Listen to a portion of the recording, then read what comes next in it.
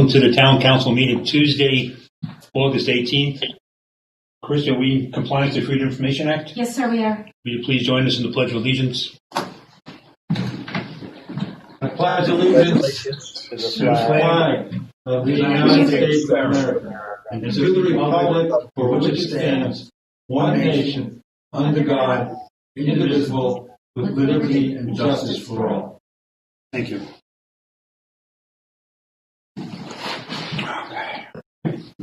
The invocation tonight will be given by Pastor Jeff. Pastor Ron. He is on, sir. Pastor, it's yours. Oh, I would be honored. Thank you, sir. We gather in the name of the Father, and the Son, and the Holy Spirit. I lift up my eyes to the hills. From where does my help come? My help comes from the Lord, who made heaven and earth. He will not let your foot be moved. He who keeps you will not slumber. Eternal Lord, ruler of all, graciously regard those who've been set in positions of authority among us, especially these today who gather together in council. Guided by your Spirit, they may be high in purpose, wise in counsel, firm in resolution, and unwavering in duty, that under them we may be governed quietly and peaceably. We pray, dear Lord, for our mayor, John McCann, and his wife Valerie, for Mark and Wanda, Bill and Mary Ellen, David and Nancy, Tamara and Thomas and Mary, Glenn and Cindy, for those at this moment who are caring for the sick and dying, for our school families, staff, teachers, students, and parents, for those who protect, those who carry your word and gifts, those who are business owners, employers, and employees. Help us, gracious Lord. We join our voices with the psalmist. You are our help. We thank and praise you, dear Lord, for all your gifts of this life, and the greatest gift of all, your Son, in whom we trust for life now and for life forever. In Jesus' name we pray. Amen. Thank you very much, Pastor. Appreciate it. You're Approval of welcome. minutes. Bill? Move for approval of the agenda. Hey, we got him. Glenn seconds it. All in favor? Raise their right hand. Good, thank you. You approved the agenda too. I forgot about that. I need approval of the agenda. That's I think he just did. what his motion was. Okay, now we approve the minutes, right? Right. Okay, approval of the minutes, Bill. So moved. Glenn seconds it. All in favor, just raise their right hand. Unless there's any changes. Thank you. John, can I just back up a second? So we approved the agenda. I just wanted to I wanted to make an motion to amend the agenda, and it went really fast. We went. No, go ahead. I'm not sure please. Okay. Well, I wanted to make a motion to amend the agenda by removing under item 12 new business. Letter B.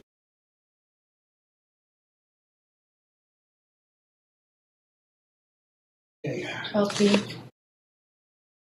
A second. A second on that? David Ames It's the seconds it. item. Okay. You want to discuss that? No, we can hold it off. There's some things we need to keep moving, but Fine, we'll okay. deal with it. Okay. Is there any other motions out there besides for Tammy's on that item? All in favor of Tammy's suggestions? Can Please we raise your have right some hand. discussion on that? What's the reason for removal of that item? From my perspective, Glenn, it's just a matter of needing some additional information with regard to other items that surround the Island Rec Center and funding, those sort of things that I'm sure we'll discuss at some point later today. Secondly, if someone can inform me the date that we actually adopted the LOS plan. I still see it as a draft. Is it a draft? Has it been? Did we actually formally adopt it? Because we're working off of it. The recreation plan is moving through the approval process right now, but no, it has not been before you for adoption yet. Right. So we're acting on it without having formally adopted it. It just seems to me that a couple of missing pieces need to be put into place, and even if those pieces were okay to kind of skirt by, I have other questions and just want a bigger picture, and I think that it could possibly wait till our next meeting to approve that. That's what I. This Any other process discussion has by been members of the underway council? This process has been ongoing for a long time. The Parks Commission has been working on it diligently, has reviewed the entire plan, and this is just the next step in our implementing it. I don't understand delaying it. We need to have action on our parks sooner rather than later. Right. My sense is that this is a laser focus on the Chaplin Linear Park Shelter Cove connectivity project as an element of, and my understanding is that we were all comfortable at one point in time. I'm not sure if it's just this council, maybe some people weren't on the council, but there was endorsement of that Chaplin Linear Park in the past. And that's probably true, and I don't have as much problem with that piece of it. It's just that we're as I mentioned, it hasn't been approved, so that's one aspect of it. But if we skirt around that, I still have questions with regard to the transfer of funds for the Island Rec Center at this moment. Probably won't later today, but I do right now. So, Mr. Mayor, I seconded the motion. And if there is no serious challenge or issue with postponing it for a month, I think out of respect for one of our colleagues, we ought to do that. Any other comments by members of the council? Yes, I think that Tammy's point is a good one. And we've talked very briefly about it earlier today, and I think the balance of today's meeting and some information yet to come will satisfy Tammy's concerns, and I think it is appropriate to delay it one more meeting. Okay. Any other comments? Okay, let's take a vote on Tammy's motion then, Mr. Grant. I'm in favor. Mr. Hawkins? Yes. Okay, Mr. Ames? In favor? Ms. Beckett? yes. Mr. Lennox? Yes. Mr. Stanford? No. And myself is yes, 6-1, Mr. Riley, okay? All right. Is removed from this agenda, okay? Thank you. Okay, where are we on now? Report of town manager? Thank you, sir. First off, we have Craig Wynn, project manager for the SC. Craig Wynn, project manager for the SCDOT, is standing by to make a presentation, and so I would invite Craig to jump on in. I'm getting them on right now. All right. Thank you, guys. I do have a PowerPoint presentation that's going to be an update on where we're at and where things are going for the next 4 or 5 months. Kind of see where we've been, where the process is going in the next few months, as well as some additional details of the alternatives, some intersection details, etc.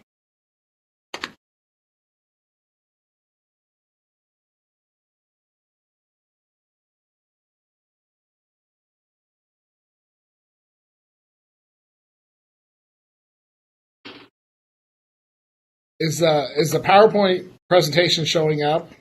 Yes, it is. Yes. Okay, perfect. Thank you, guys.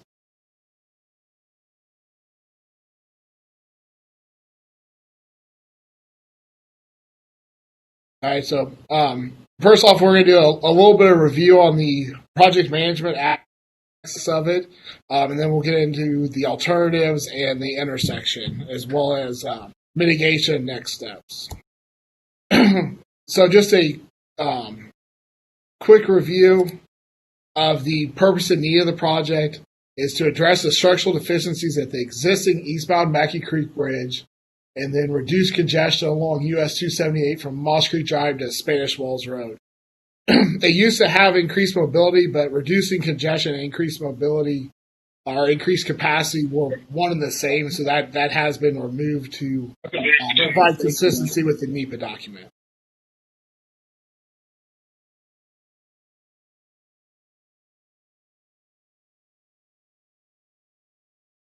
All right, and then this is an outline that's been shown multiple times. So this is the NEPA process, and as you can see, public engagement is through the entire process. So we're currently preparing the environmental assessment. We've reviewed different chapters within that. We have some coordination with the Fish and Wildlife Service that's going to help us finalize that document in regards to Pinckney Island. We have a couple of agreements that we need to be signed to finalize the environmental assessment, and we're anticipating a public hearing in early 2021. And then after the public hearing, we revise the alternatives, and then we ultimately end up with a Federal Highways decision. And under an environmental assessment, that would be a finding of no significant impact. And then this is a slide that shows the development process for highways. So it shows that we're analyzing alternatives, and in the middle of analyzing alternatives in the public hearing. Two things I want to bring your attention to is the next steps after the public hearing. The first one is refining the alternatives based on public concern and to minimize impacts.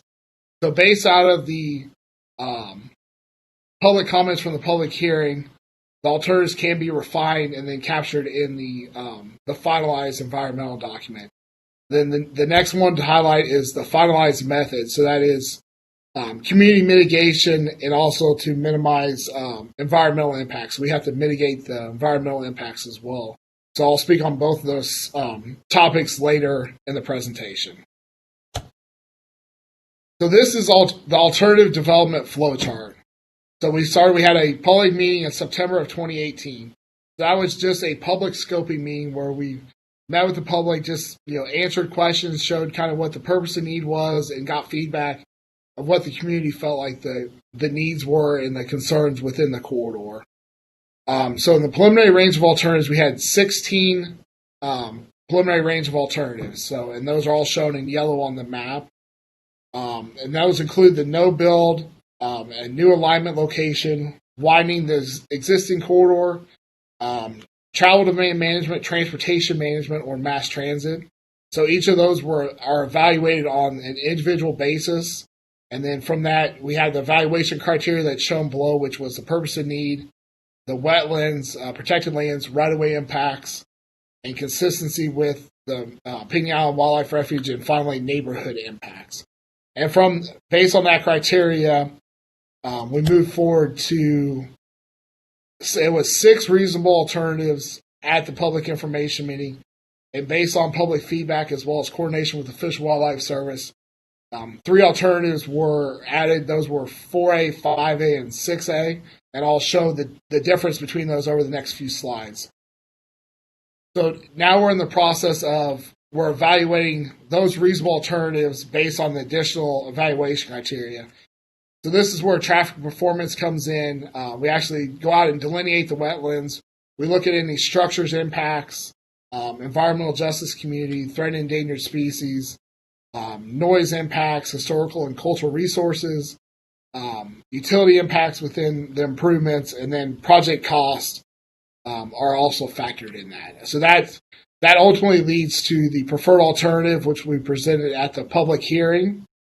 And then based on that, the preferred alternative will be refined based on public comment. So here's a little slide update on the alternatives. So we'll go through and show high level what each of the alternatives were at the reasonable alternatives. So here's the corridor study area, which is Moss Creek to Spanish Wells Road. The traffic modeling and the actual traffic performance goes beyond this, but this is the improvement corridor. So reasonable alternative 1 was replacing the eastbound Mackey Creek Bridge to the south of the existing bridge locations, widening out the other three bridges as well as improvements through Jenkins Island to Spanish Wells Road. And one thing that has changed on all of these alternatives, in what was sent to at the public information meeting, was the addition of the what we're calling the Hog Island connector that connects from Hog Island up to Jenkins Road. It also connects Mariners Cove in there as well. RA2 is similar to RA1 except for the Mackey Creek Bridge is replaced on the north side of the existing bridges. Everything else within the corridor is the same. And each of the alternatives includes an underpass at Pinckney Island to make that intersection right in, right out only. RA3 is to replace one bridge over Mackey Creek, one bridge over Skull Creek, and to combine the two Skull Creek bridges into one bridge, and to widen the westbound Mackey Creek Bridge. And then it includes all the other improvements on US 278 once you get onto Jenkins Island, as well as Squire Pope Road and Spanish Wells Road. RA4 was the one that was presented at the public information meeting. So that was a new 6-lane facility to the south of the existing alignment. It cut across the southern tip of Pinckney Island. This is the one that, in coordination with Fish and Wildlife, they asked for, to be consistent with their wildlife refuge, they asked for us to be tighter to the existing corridor. So in doing that, the RA4 was refined to reasonable alternative 4A, which pulls it up tighter to the existing corridor. Still provides the underpass at Pinckney Island, and that corridor is the bridges are elevated basically from the mainland to Jenkins Island. So that entire corridor is bridged in one continuous bridge. RA5 is the replacement of the eastbound and westbound, a new eastbound bridge over Mackey Creek, a new eastbound bridge over Skull Creek, but it goes through south of the power line easement on Jenkins Island, and then goes through bridges through the marsh area, and then ties back in at bridges over Squire Pope Road, ties down into Old Wild Horse Road, and then ultimately Spanish Wells Road.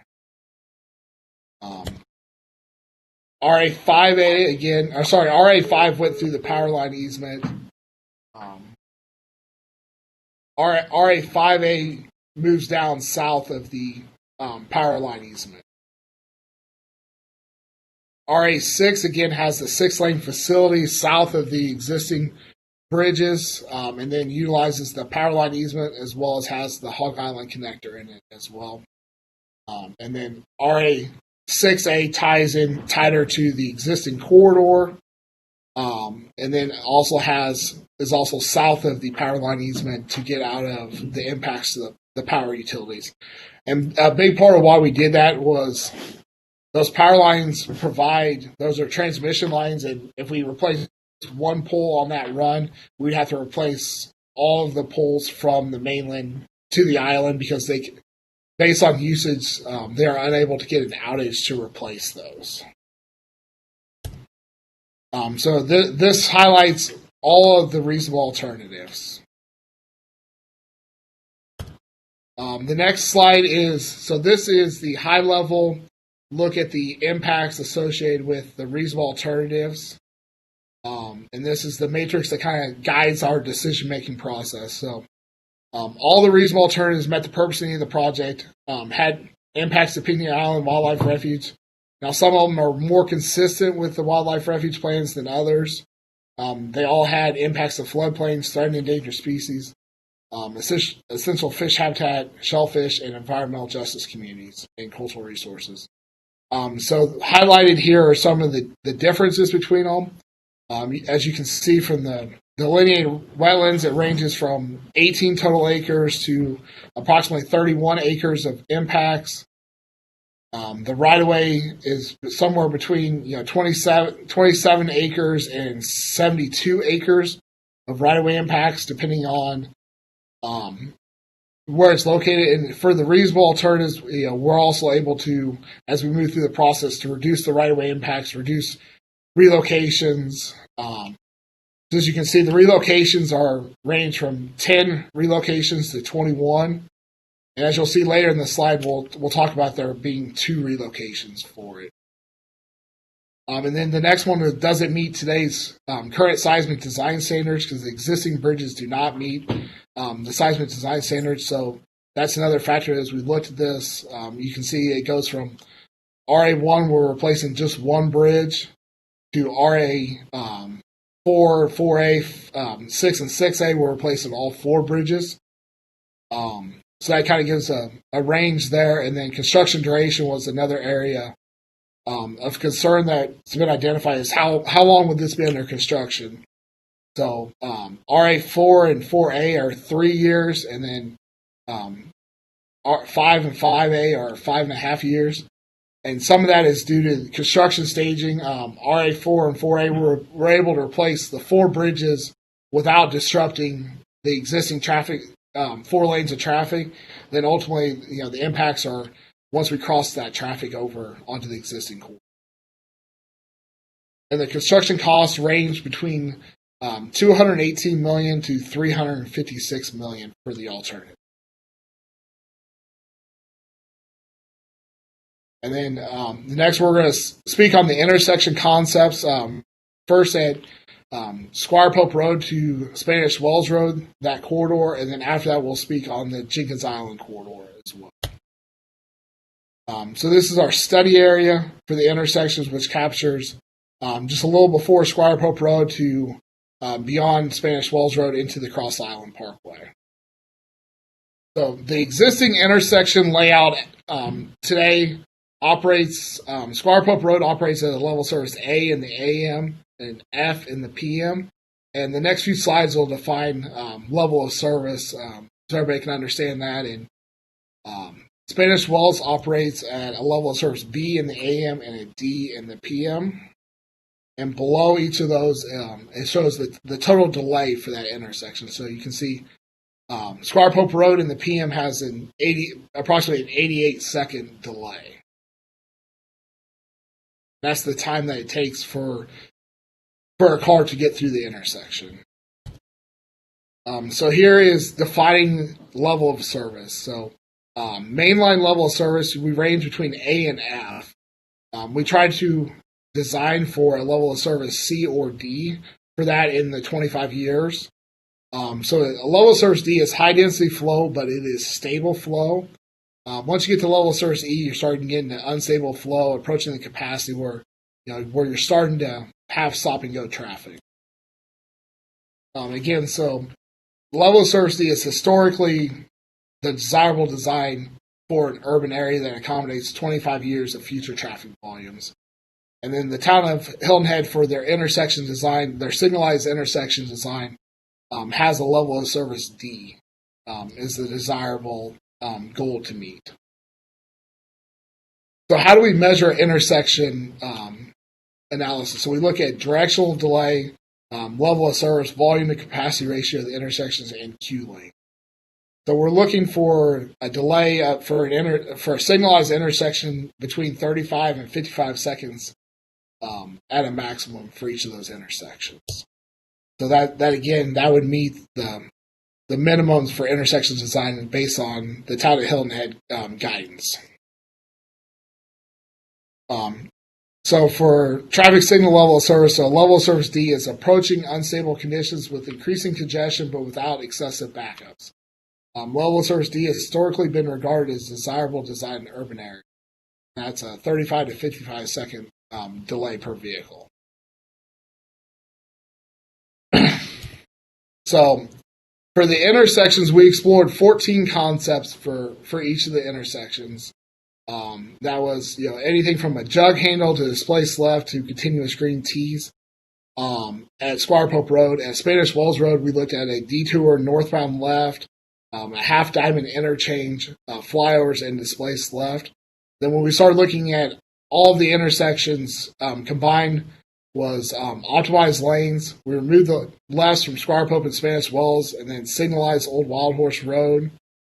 2 T intersections at Old Wild Horse and Spanish Wells. Roundabouts with an underpass at Spanish Wells, and then roundabouts with left turn movements. And then one of the ones we looked at was a viaduct. The viaduct would start on Jenkins Island and would carry to the Cross Island Parkway, which would be a 2-lane elevated expressway that would fit within the existing median of 278. So it would basically be elevated over the existing roadway with the piers in the center median.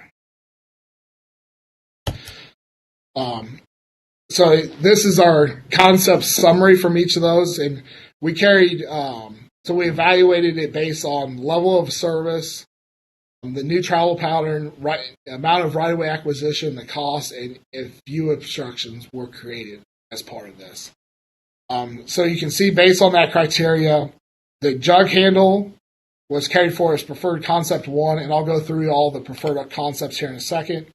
The flyover was preferred concept 2, and under each of these conditions for it was just improving the Squire Pope Road intersection. The Spanish Wells intersection would have optimized lanes as part of it.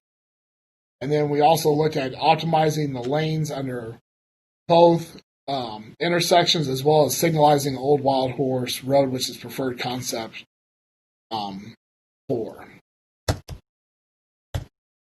So here is the jug handle concept at Squire Pope Road. This will, in each of these, we have a zoomed in intersection look at each of them. So the jug handle gives us a level of service D at Squire Pope Road. So the jug handle is if you wanted to take a left onto Squire Pope from eastbound 278, you would exit right and then tie into Chamberlain Drive, and then we go across the signal from Chamberlain Drive to Squire Pope Road. And that both those intersections gives us a level of service D. So it meets the standards of the town, but there's also more that can be done. It does have a high right-of-way impact as well. So here is a zoomed-in look at the Squire Pope Road intersection. You can see the deceleration lane and exit lane for that jug handle, which would tie it into Chamberlain Drive. You can see there's the left-hand turn lanes are eliminated on eastbound 278.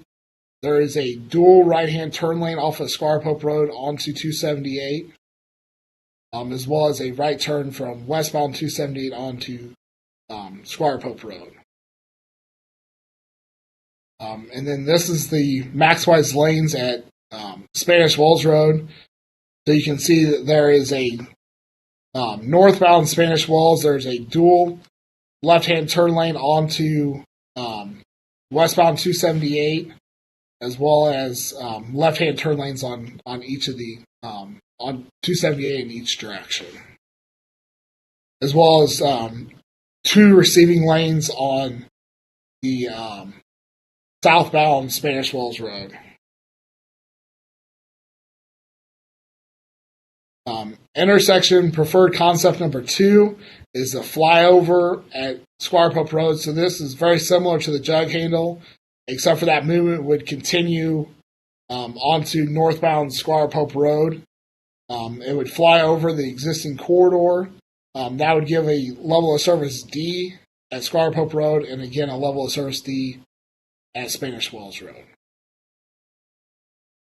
And then this is kind of zoomed in on the Squire Pope Road intersection.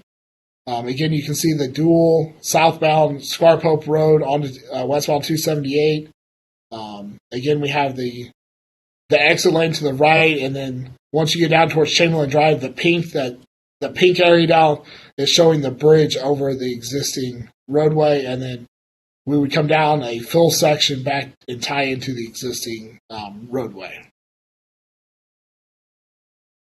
Intersection preferred concept 2 for Spanish Wells is the exact same as preferred concept 1. So the optimized lanes would basically we would have dual left-hand turn lanes at Squire Pope Road, as well as a right-hand turn lane, and then the dual right-hand turn lanes off of Squire Pope Road. This would give a level of service D at each of the intersections. So we'll zoom in and look at each of these intersections. So as you can see here, each of those, to prevent backups on the main line eastbound 278, we need a 600-foot storage lane on for those dual left-hand turn lanes onto Squire Pope Road. And we also have the right-hand turn lane onto Chamberlain Drive. And then, as you can see, under this concept, we actually widen an additional lane to the north, and then that would slowly merge back into the existing corridor once we get past those turn lanes. Again, the optimized lanes at Spanish Wells, you have the exact same layout. You have the dual left-hand turn lanes on Spanish Wells onto 278. Intersection preferred concept 4 was to signalize Old Wild Horse. This is it gives us a level of service B at Squire Pope Road, C at Old Wild Horse, and C at Spanish Wells Wild Horse Road. So what we're able to do is we displace the left-hand turns at Squire Pope Road and left-hand from westbound 278 onto Spanish Wells to the Old Wild Horse Road intersection. This allows us to optimize the signal timing to reduce the delay associated with each of those intersections. Because what we're trying to do is to eliminate the heavy travel movement, the heavy opposed travel movement, which at Squire Pope Road is the left-hand turn. Have a heavy left-hand turn volume there. So when they come down to Old Wild Horse Road, we have, and this will zoom in, you have dual left-hand turn lanes there, with the inside lane being a U-turn lane as well. So under this scenario, you can see there's the dual left-hand turn lanes are eliminated at Squire Pope Road. You still have the 250 feet storage for the right turn lanes off of Squire Pope Road, as well as your left-hand turn lanes off of Chamberlain Drive and westbound 278. So when we get to Old Wild Horse Road here, you can see there's 400 feet of storage for each of those turn lanes, and then a bulb out for the U-turn movements. And then basically we are able to have dual receiving lanes on Old Wild Horse Road that ultimately ties back into a single lane before it gets to Wild Horse Road. And then, so if you're taking a left at Squire Pope Road, you would come down to this intersection, make a U-turn, and go back to the intersection. And the signal at Old Wild Horse Road would be a two-phase signal, so it's either red or green for each of the movements. So we're able to provide more green time for each of the movements to optimize those intersections. And by doing this, each of the three signals are optimized together and work in unison to move the mainline traffic through the corridor. And then when we get down to Spanish Wells Road, we're able to eliminate one of the left-hand turn movements and also to provide a free-flow right-hand turn lane from Spanish Wells onto eastbound 278.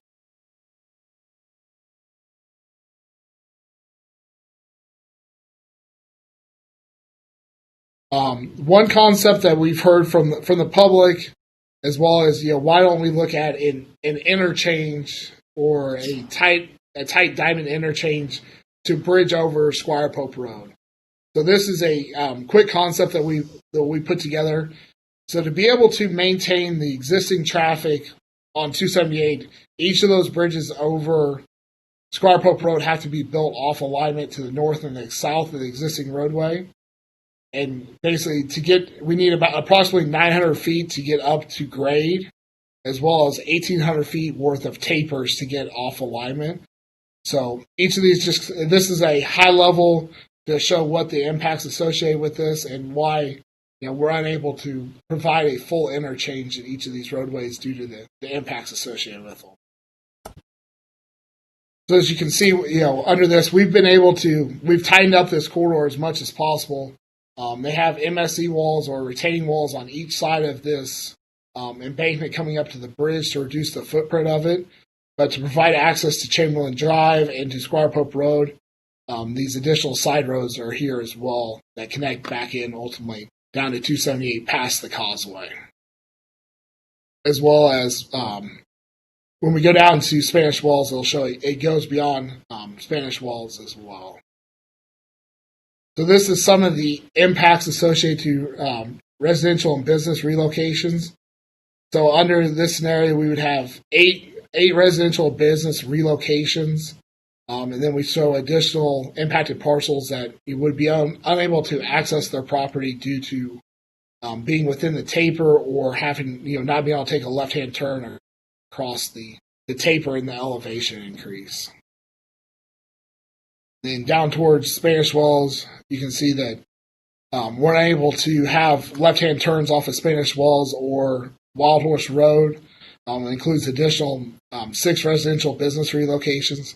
So for this intersection concept, we would have 14 residential and business relocations between the Causeway and Spanish Wells Road.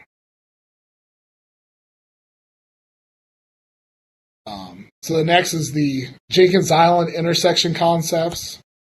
So we were able to, and we're still developing these and working through these. This is the first pass at these, and we're continually trying to develop and find a way to improve these intersections concepts.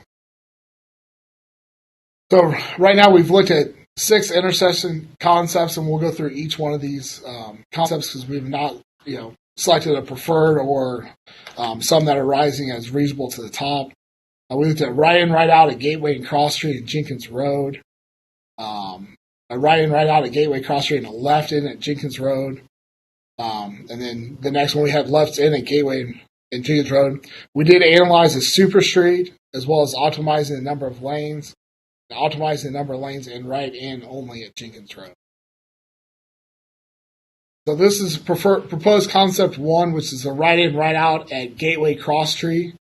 So if you're coming, the issues that we see with this is you have to have you do have a level of service B and C at each of the intersections, but we have to basically would have to eliminate Windmill Harbor's gated access and utilize the first road within Windmill Harbor to make a connection to the back gate to be able to provide right in, right out access to everybody within the corridor.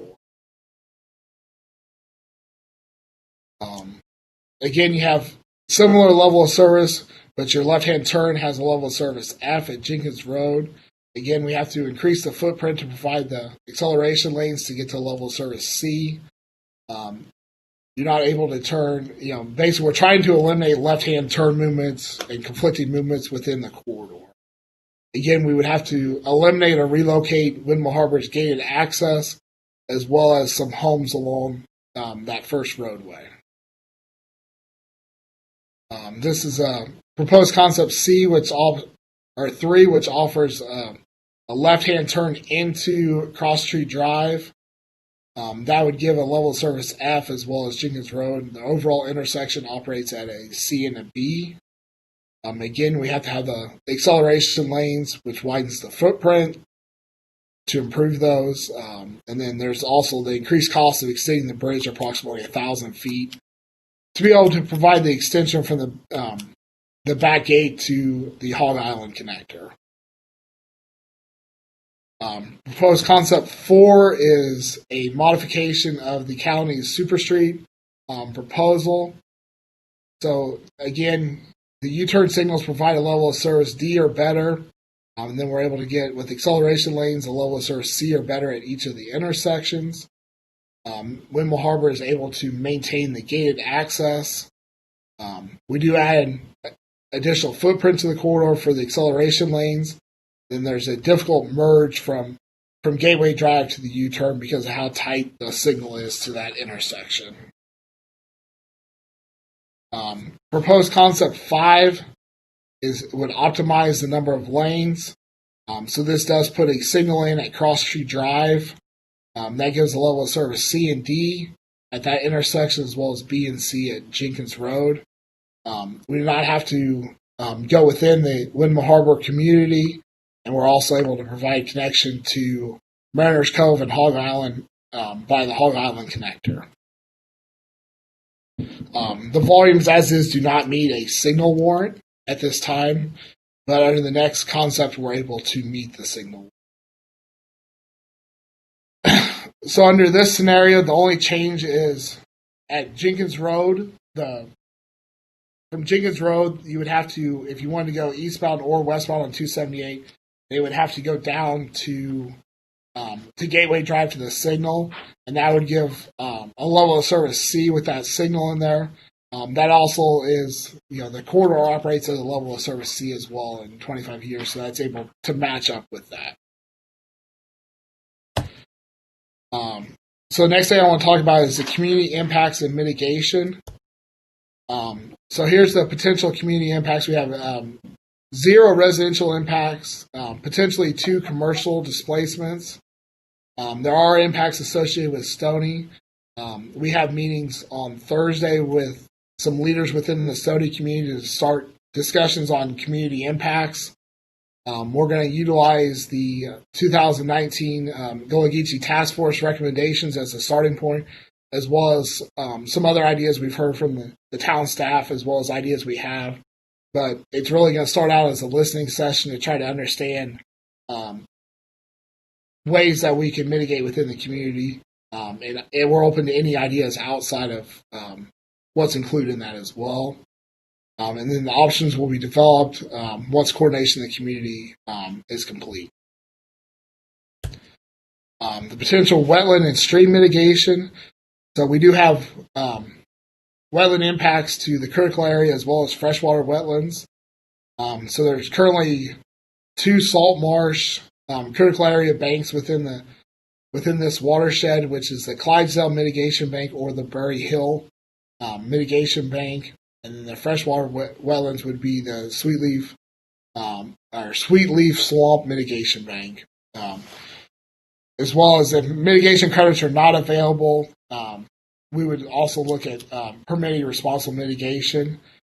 We have recently added a consultant to the project team to investigate PRM sites within the corridor.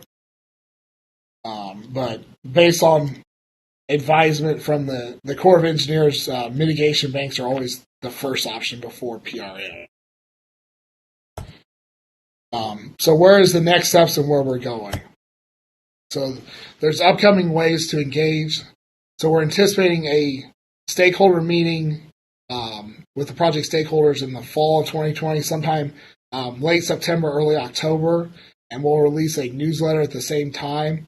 And then we would have another stakeholder meeting in January, as well as a public hearing in early 2021. That's in the January-February timeframe, depending on the signature of the environmental assessment from FHWA. And then that's the end of the presentation, and I'll take questions at this time. Thank you.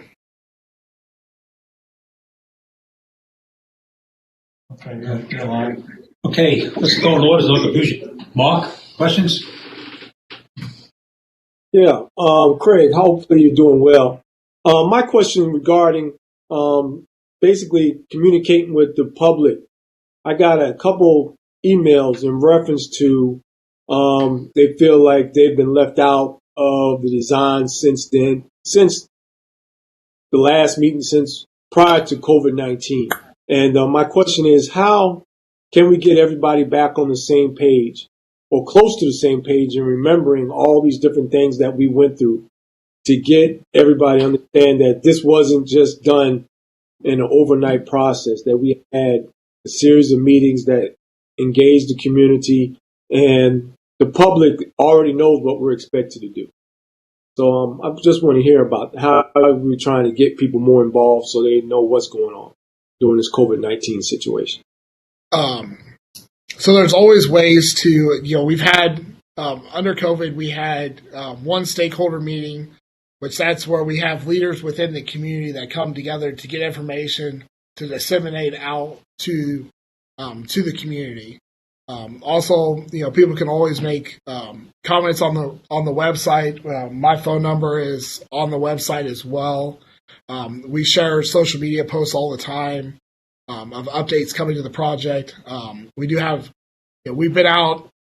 We did some coordination and stakeholder meeting or coordination with community meetings in the March timeframe, right before COVID hit. We were down in the community and kind of COVID. We put a little pause on some of the community outreach of being in the community, but we do anticipate starting all of that back up here soon. Okay. And my other question is regarding to trying to commute effectively. I think you did a good job in determining the difference between what is a C standard and a D standard in terms of traffic, in terms of traffic moving and traffic light situations and alternatives. And the question is going to be coming up in terms of the money that we're spending to create the traffic to move better over a 25-year plan. How is D or C good? And you explained it to me based on that. But when it's done, will we feel comfortable as a town at that level of C or D in some of these instances in terms of people moving from one place to another? And is there a way to improve that at low cost? And that's something, I would like for you to reflect on if possible to see what we could do to make it better. Because I know those questions are coming up too. And then my last one, I know I got one more, is the flyover. Usually the flyover is not part of the character of Hilton Head Island. I don't know how serious that is in terms of the alternative, especially when we're talking about traffic intersection flyovers. Yeah, and that was considered. That's where we consider like the view obstructions in it. That was a deciding fact. That was definitely part of our criteria when we started looking at that was the view obstructions and trying to find something that meets the character of the island. Okay. Well, those are my questions. Thank you. Phil? Thank you, Craig. Yeah. Thank you, Craig. I'm concerned that we seem to be gravitating towards the D standard, which I know is our standard. But when I think of all the time and money that we may be spending, I ask the question: can't we do better than a D level? And second, with all due respect to what Mark just said on flyovers, I don't think all flyovers are created equal. And I think with good engineering and architecture, you could actually make something that could, in fact, blend in with the feel of Hilton Head. So I know you've been approached by some leadership people in the community with ideas. I think Mr. Rodman and Mr. Sharp have come forward with some ideas that, from my layman's standpoint, really seem to offer some promise. And is it your intent to take a hard look at those to see if they could get legs? That was part of that Mr. Rodman and Mr. Sharp's idea was the Squire Pope flyover that was shown. Right. That was sketched up.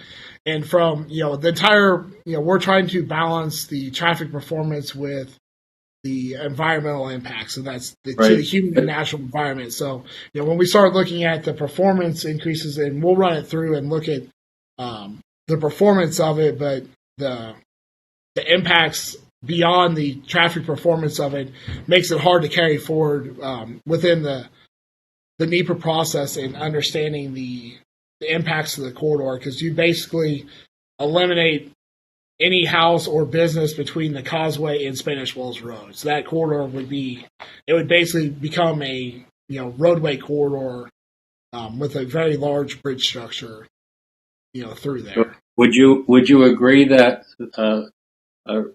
recognizing what you just said, would you agree that the throughput would be greater, the traffic flow would be better, there would be fewer stoplights with their approach?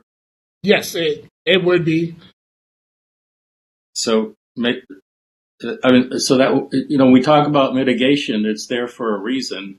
I think we should work very respectfully and carefully with the neighborhoods, but we're talking about building something that's going to be here for some 50 years plus. And we seem to be cranking out, in my mind, fairly lethargic responses to traffic and throughput, and it's disappointing. Those are my comments. I appreciate it. Thank you.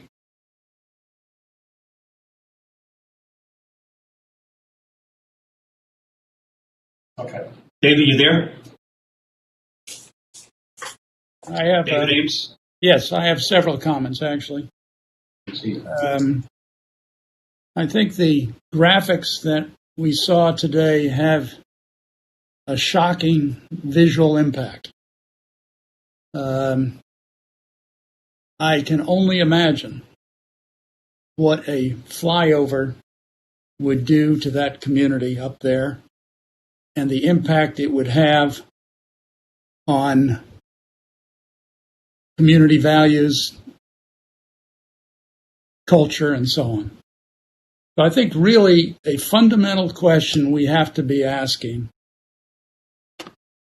and I'm not sure that this study has really done it comprehensively enough to satisfy me, is who is impacted, or put another way, whose ox is being gored with these different alternatives.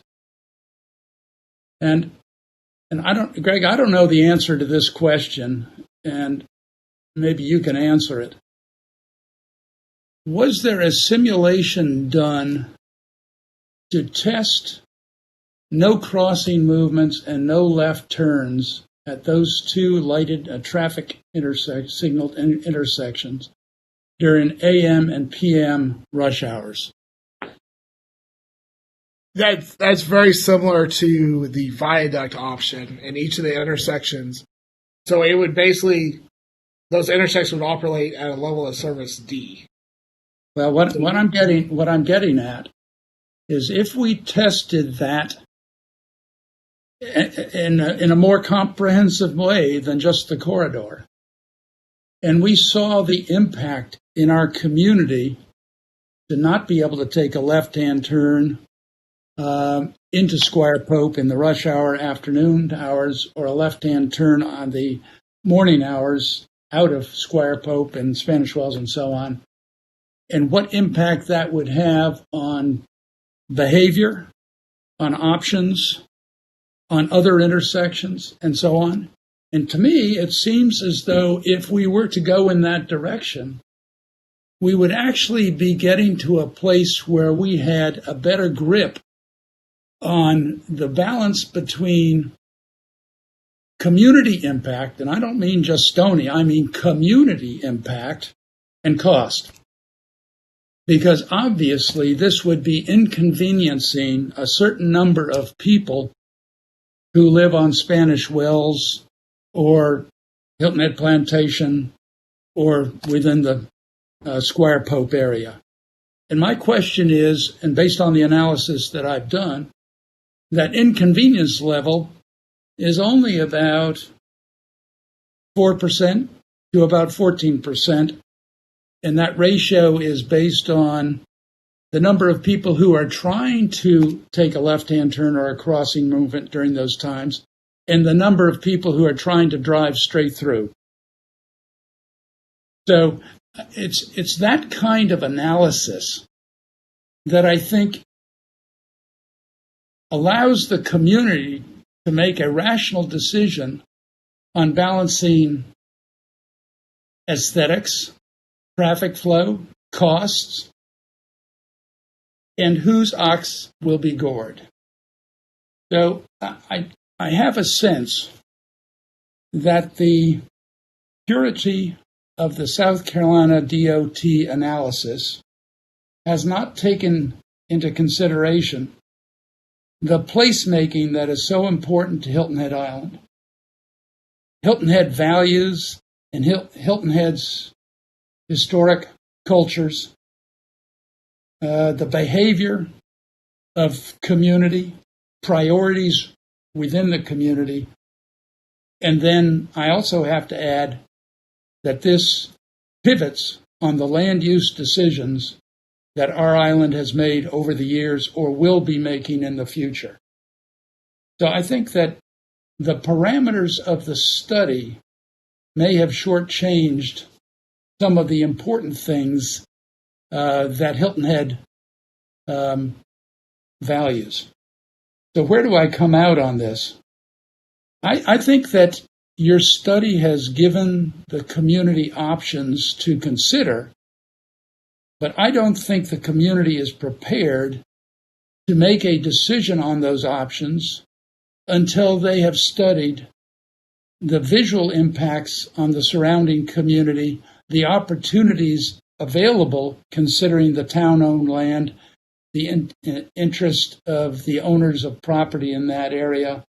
And so I really would advocate for some planning studies to be done that may illustrate potential for the community, broadly speaking, and for Stony specifically, that may impact our decision as to which alternative we truly want to endorse.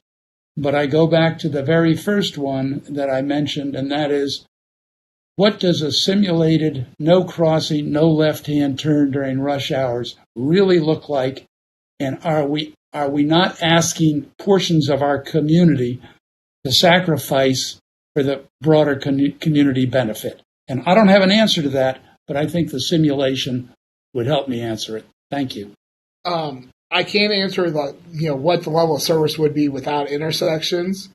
The rest of the corridor, when we get into outside the influence from the intersection performance, operates at a level of service D with 6 lanes in peak travel times. So to get beyond, to improve the level of service beyond a C, you would have to add additional lanes to get beyond a C. So that's just looking at the volume of vehicles coming through there and in comparison to the capacity of the. But Greg, you're making assumptions that don't anticipate people's changing patterns and choices and behavior.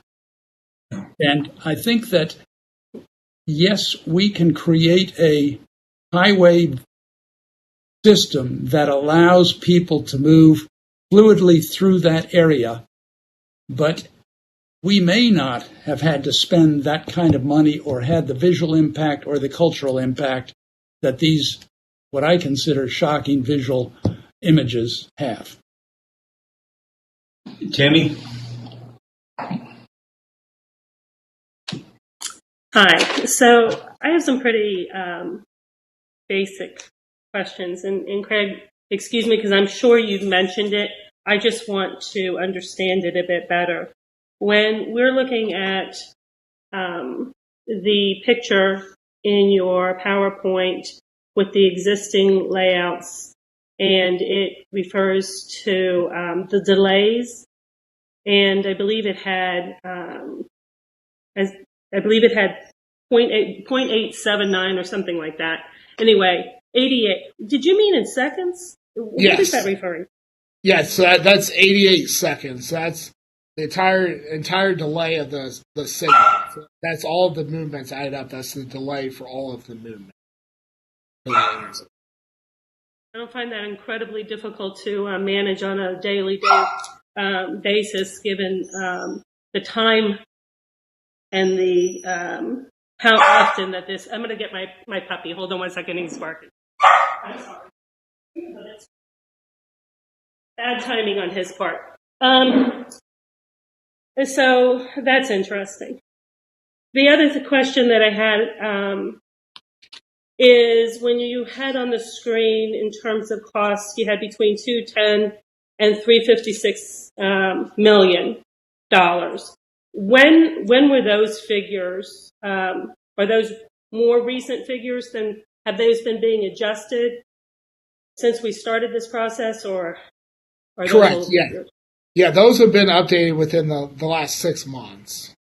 So we're continuing updating those and checking costs. And before we present the final numbers for each alternative at the public hearing, we'll run through those estimates again. Okay. And so, in part of running through the estimates and providing that information, would it be detailed in terms of money that goes towards various aspects of the construction, the build, the landscape, the mitigation, etc.? Yeah, I mean, we would have some of those numbers. They would be very high level at this time. We would have bridge costs, we'd have utility costs, mitigation costs, roadway costs, etc. I'd be interested in seeing that breakdown, even in its preliminary stages at this point, frankly. If that can be provided to us, that'd be great. The one thing you do really, really well is you put together a great PowerPoint. You explained it well. What I can tell you is that from a layman's point of view, the language that you use in your business is specific. And there's many of the terms that I kind of have to play catch up and Google real fast to see what a viaduct is, or a number of different terms that were used. And so I feel a little bit at a loss. This is a big decision. And I think that from my perspective, I don't know how many others might agree, I would like to have more information about exactly what you're referring to as you're referring to it. Otherwise, it's a crash course, and I'm not sure I'm as quick a study as might be necessary for this. I think the one thing that's missing, and it'll kind of play into what I was just referring to. You guys are really good at building. You know what you're talking about. Your language is clear to you. The piece that's missing for me is what you talk about when you talk about impacts. When you talk about the impacts to the community, I would think of community as the entire island, but certainly the Stony community is a priority, right? The businesses, people who are in that area. But every individual, every resident on the island, and how this impacts their lives, and how our visitors view our island as they're coming onto the island. So I would imagine when this is all said and done, and everybody who knows me knows that at this point, I'm frankly a no build.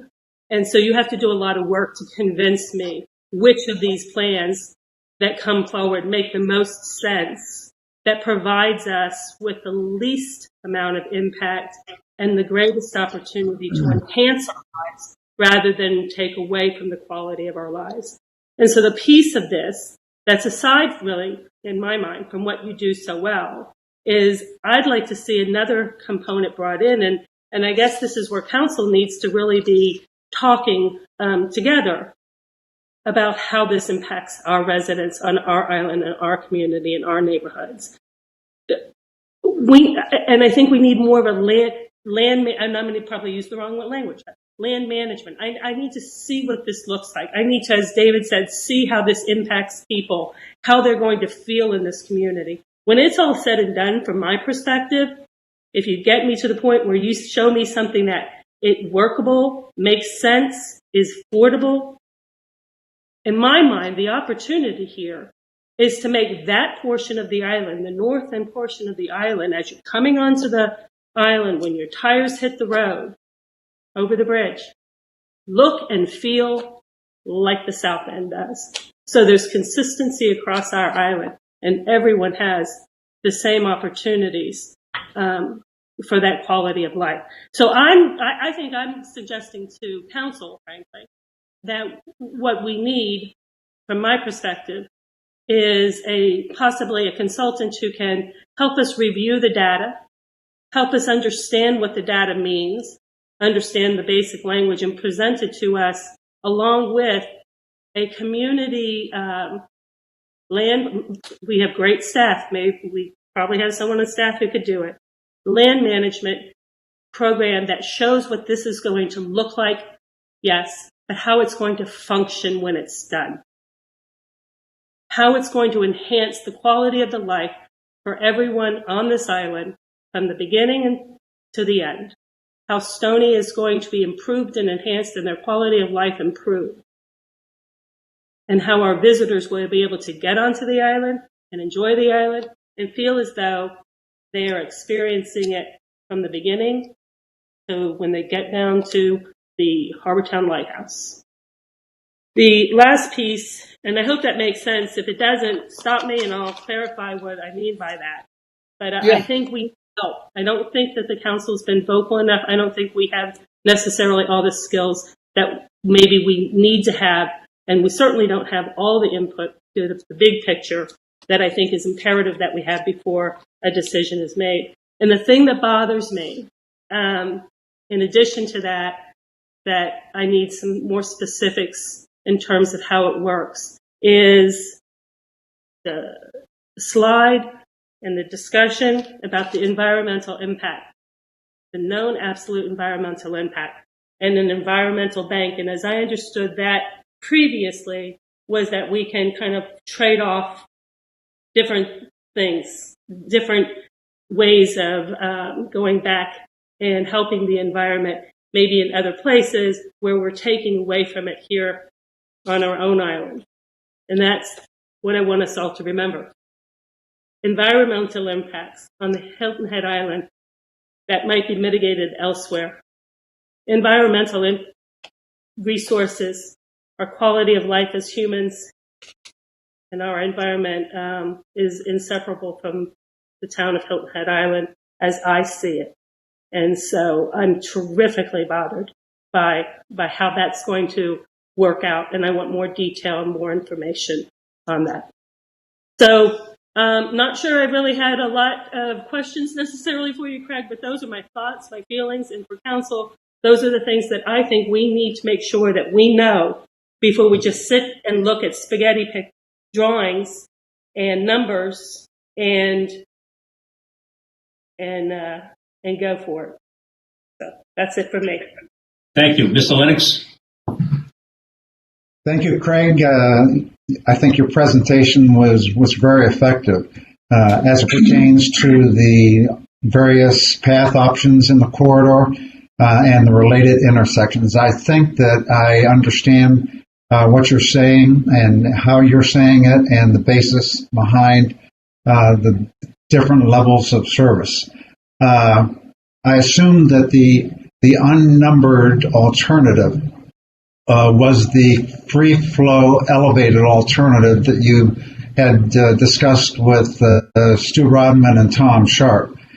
Did I understand you correctly to say that the impact was most significant because of the size of the footprint? Correct. Yeah, the size of the footprint and how far it had to go out, to make that elevation. Okay, thank you. And did I also understand you to say that you're going to take a further look at it to see if there would be alternatives to mitigate some of the impact? Can you say that one more time? Yeah, did I also understand you correctly, Craig, to say that you're going to continue to look at this as an alternative to see if there wasn't a way to reduce the impact from the footprint? Yeah, I mean we can look at it, but that is the minimum footprint for that suggestion. The only way is to elevate it the other direction. To elevate Squire Pope Road to see what the impact is. Right, I think that's. Oops. Okay, thank you. That's all I had, John. Try it again. Mr. Glenn? Yes, Glenn? thank you.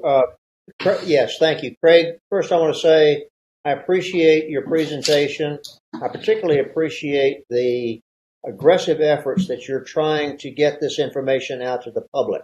I think that is vital for us to share. Saying that and watching this presentation, I can say for one I have great difficulty visualizing what these maps are showing me. And I need education on that. I can't comment in a critical manner on these until I understand them better.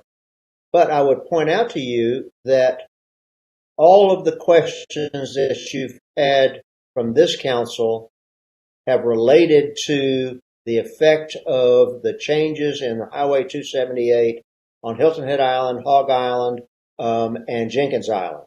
I think that says we're basically comfortable with whatever you see as the most efficient way to get across the water. But we're very concerned about the impact here in our community. Saying that, I noticed that the options that you're discussing are those that are using the current right-of-way of 278 rather than the option where the highway would take a jog to the north and cross 278, across Squire Pope Road rather, farther down at around where that marsh area is. Am I to assume from that that particular option is less important right now and less likely? That is correct. So basically we've had, three alternatives that kind of rose to the top of that, and then, those alternatives, the impacts associated with them, as you can see on the matrix map slide, basically showed that those, all those alternatives that utilize the south of the power line easement went across the marsh had, the greatest amount of wetland impacts, the greatest amount of community impacts, the highest amount of right-of-way impacts, et cetera. So those alternatives, while viable as a reasonable alternative, they've been evaluated and, are not probably under consideration at this time for the preferred alternative. That gives me comfort because I never thought those made much sense, and it seemed that it would be impacting even more people, more families in the Stony area. So I'm happy to hear that. I have a question that is maybe foolish, but I'm going to ask it anyway. You've talked about Highway 278 and a flyover across Squire Pope Road. Would it be possible for Squire Pope Road to either go under or over 278 so that 278 is a straight through shot? Yeah, that's possible. You're still going to have very similar impacts when you flip flop it because of the roadway connection from 278 to Squire Pope Road.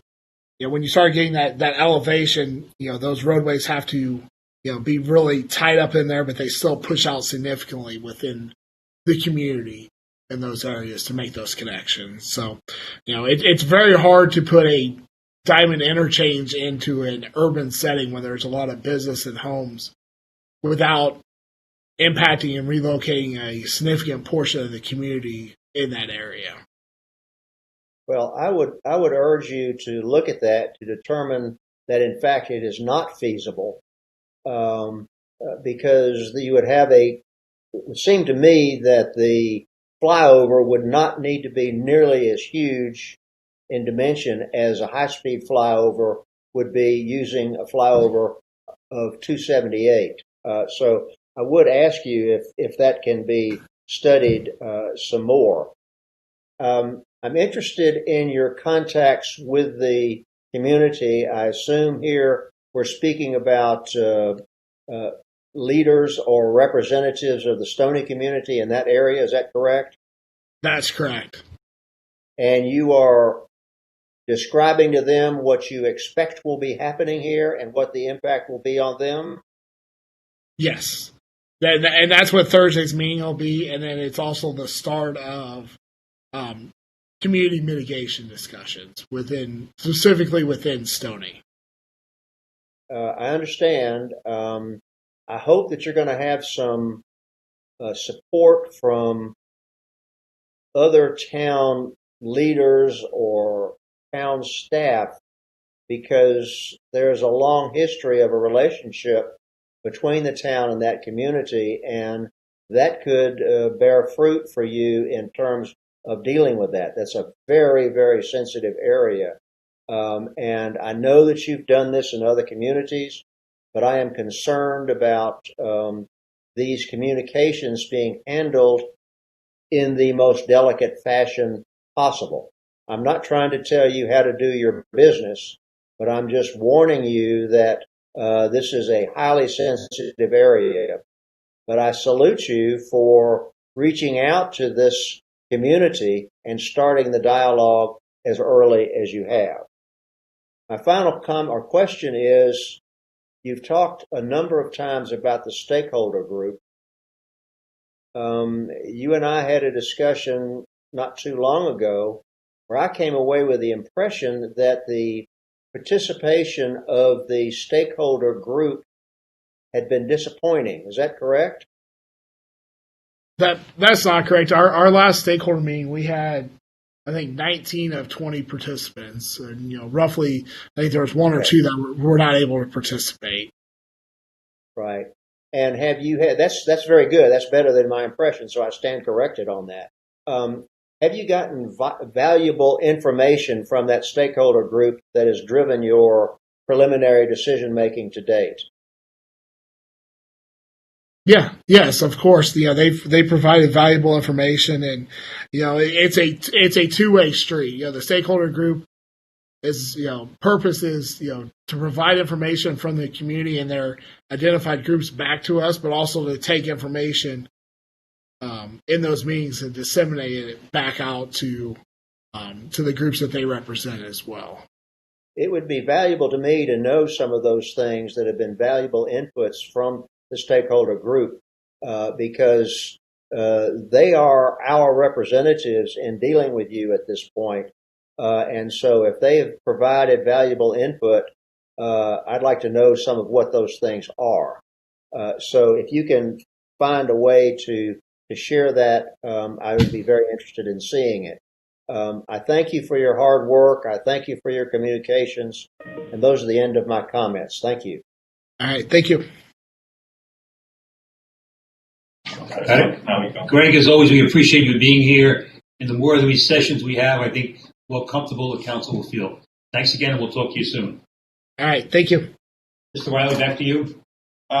Yes, sir. Next, Ray Kasai with our Parks and Rec Commission has his quarterly update. Ray is still with us? Available?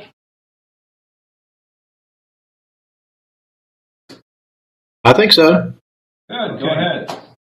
All right. Let's see. Somewhere I've got to have video turned on. Can you see me? No? Yes? Yes. Am I there? Yes. Okay. Great. Wow. After that presentation, you guys got a tough nut to crack there. That's wow. But anyway, well, thank you, Mr. Riley. Mayor McCann, I'm glad to see you up and around. Members of Town Council and staff members, thank you for this opportunity to come before you to present this report on the activities of your Parks and Recreation Commission. The Commission's been working hard on your behalf, and indeed it is an exciting time for Parks and Recreation here on Hilton Head Island. In addition to the items listed in the written report that's in your packet, I would like to thank the Council on its decision to take over the maintenance and operation of island parks from Beaufort County. This has been a high priority for the Commission and also for the groups that are providing recreation opportunities on the island, and I commend you for it. As I stated earlier, the Commission's been working hard on your behalf, and this is why you had, or maybe have, coming before you this afternoon, recommendations from the recently completed Parks and Recreation Master Plan. These recommendations are the next step in determining the best and most efficient use of some specific parks, and the Commission looks forward to assisting you with this process. The Commission has approved and forwarded to you the completed master plan. It's our hope that you will approve and adopt this extensive look at our island's park system in the near future. The Commission has coordinated efforts on this master plan with the ongoing effort to develop the town's comprehensive plan. And through this work, we have established a process by which Parks and Recreation Master Plan provides the foundation for the various recommendations in the comprehensive plan, and when approved, will become part of the comprehensive plan. I think that the Lowe's report is an excellent look at where we are, and I think that the way we're putting this together is that being the first phase of a complete package coming to you through the comprehensive plan to tell us what we need to do with our park system is a good one. And I would be remiss if I didn't take the opportunity to mention the folks who have made this plan and the Parks and Recreation section of the comp plan possible. Besides the commission, the heavy lifting was done by the Comprehensive Plan's Parks and Recreation Task Force, the Parks and Recreation Committee of the Greater Island Council, the hundreds of islanders who took the time to participate in our public meetings, surveys, or submitted comments and ideas. And lastly, I'd like to thank Taylor Ladd for her leadership in this effort, and also Jennifer Ray and Marcy Benson and Eileen Wilson of the town staff, who really were the heroes of this planning effort. I think that we've made some great strides forward, and the commission looks forward to continuing its work in helping us to develop a truly quality park and recreation system. And with that, I'll conclude my remarks. And if you have any questions, I'll do my best to answer them. And thank you for your time. Any questions from Ray? As always, thank you very much, Ray, for a great job. Thank you. Thank you, Ray. Next, we have proposed meeting dates for Town Council for 2021.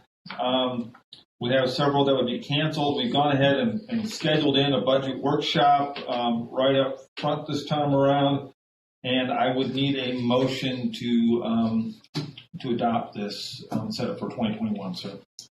Motion, Mr. Bill. Move for adoption. So moved. Any Second. questions, discussion? All in favor, please raise your right hand. Thank you very much. Mr. Riley? Thank you, Mayor. We've got a number of items of town news. Let me start. I think we've all received a letter from the GIC asking for endorsement about some testing protocols and efforts. Staff's been working with Jeremy Clark at the hospital in how we might assist him in with some of our staff in trying to get towards more testing. And our staff's belief, and I think Jeremy concurs, is that what we need to get to is as frequent as possible, ideally 7 days a week, testing that is free to the individual, and where test results come back within 2 days, and where contact tracing then occurs. That all requires money and coordination and a lot of things, but we are prepared to, and it needs to be at a countywide level. It can't just be Hilton Head. Too much interconnected travel to, in fact, it probably needs to be at a 2-county level. So we're going to draft some kind of letter at the staff level that talks about those being our goals and how we see our role in it and where we see the role of others, particularly community volunteers who might step up to become contact tracers, and then working with DHEC to find the funds to support Jeremy's operation at the hospital and our operations if we can provide support as test givers. Other items on town news, we've reported before and continue to work on some guidelines for this $378,000 in grant money that we received from Department of Housing and Urban Development. We'll get that on the streets. The applicants must be not-for-profits. The beneficiaries must be the low and moderate income families affected by COVID-19. The installation of overhead streetlights at Yacht Cove 278 intersection is underway and should be completed by mid-next month. One thing that came together after this news went out, the new playground equipment at Squire Pope community park and Royal Sailing Center is finished. It's ready for the kids to use and looks great. We encourage folks to stop by and check out this new attraction. Work on phase 2 of the Cordillo Tennis Courts project is anticipated to start later in September. This is the new restroom and storage building with a porch overhang and improvements to the parking. Invitation to bids will be let in the next week or so. And in observance of Labor Day, town offices will be closed on Monday, September 7th. Number of town meetings coming up. They're all printed out there and on our community calendar on our website. Key one is next Wednesday, August 26th at 9 a.m., a Planning Commission Town Council workshop to talk about the comprehensive plan. And I think that is all that I have, sir. Thank you. Thank you. Reports by council members. First of all, Mr. Hawkins, I'd like to thank you for your leadership while I was gone. Greatly appreciated. And with that, Mr. Hawkins, intergovernmental. My pleasure, Mr. Mayor, and I'm delighted you're back. Thank you. No report served today for intergovernmental. Public safety, Mr. Grant.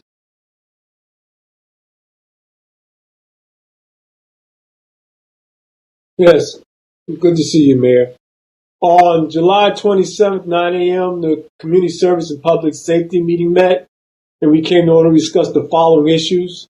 The approval of the Mitchellville Master Plan, the Master Plan for the Public Art, and then we had some updates on dirt road policy. All those were approved unanimous at the Community Service meeting, and it was in our packet for today for discussion. And that's my minute, sir.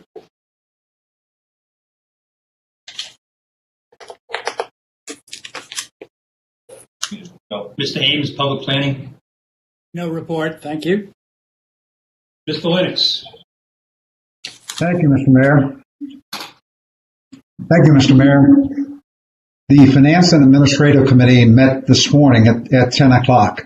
There were 2 new business agenda items. John Troyer, Director of Finance, led a review and discussion of the preliminary June 30th, 2020 fiscal year-end results. We spent some time talking about some of the favorable and unfavorable variances. As you might suspect, the pandemic impacted some of the sources of income, certainly not all. Hospitality tax at year-end was off 17% from the previous year. Beach fees and A-tax were off only 5% each. Those represented the unfavorable variances. However, John also reported that a favorable variance as it pertains to year-end surplus of nearly $1 million. So through the first 3.5 months of the pandemic, town finances were stronger than would have been expected. Obviously, the jury's out in the first quarter of fiscal 2021, which we are 45 days into, but we have a strong position going into fiscal 21. John also led a discussion and review of a proposed bond refunding, and the committee unanimously recommended the proposed bond refunding to town council for consideration. The meeting adjourned after that discussion.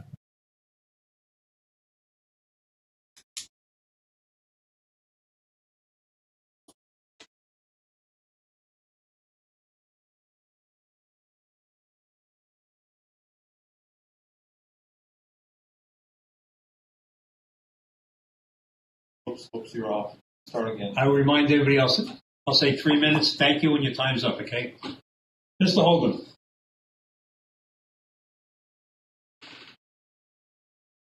Where is it? Yep. Can you hear me? Yes, sir, we can. Okay. I'd like to say real quick on the DOT, I'm sorry for that situation. If we had developed a master land plan 30 years ago under Steve Riley, Mr. Harkins brought that to light, we wouldn't be in this situation. And I think we need to develop a master land plan so we don't find ourselves in this 6 or 7 or 8 pounds and going on to a 10 pounds in a 5-pound bag. So I encourage you all to do that and get us out of this trouble. Instead of trying to cover all the ongoing illegal use of tax funds this council continues to allow, I'm just going to go over a few items that concern the chamber. And it looks like if we can't come to terms of just going to be lawsuits filed and we're going to have to go into depositions, et cetera. I have asked this council to comply to my FOIA request on what Bill Miles did with millions of ATAX funds, general tax funds for hurricanes, COVID, et cetera, to include full accounting, receipts, invoices. And this council said they did not have this info. And Bill Miles told you, all of us, he was not going to provide this information to the council, his chamber board members, and his 1,500 members. And it was his secret sauce, and basically only he, his accountants, Ray Deal, Ray Warco, lawyer David Tiggis, and Paula Buffet could see this accounting. My question will be to the town, will the town file a lawsuit against this chamber to get this info so you can comply to my FOIA? And if not, how do you expect taxpayers to get to see this information on what Bill Miles and this council is doing with millions of our tax funds?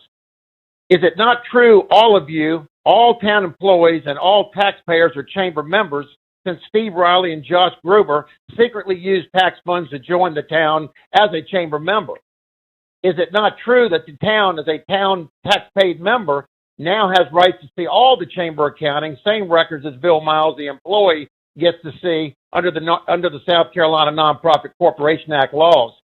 This will be all, of course, deposed will all be deposed in lawsuits and much more.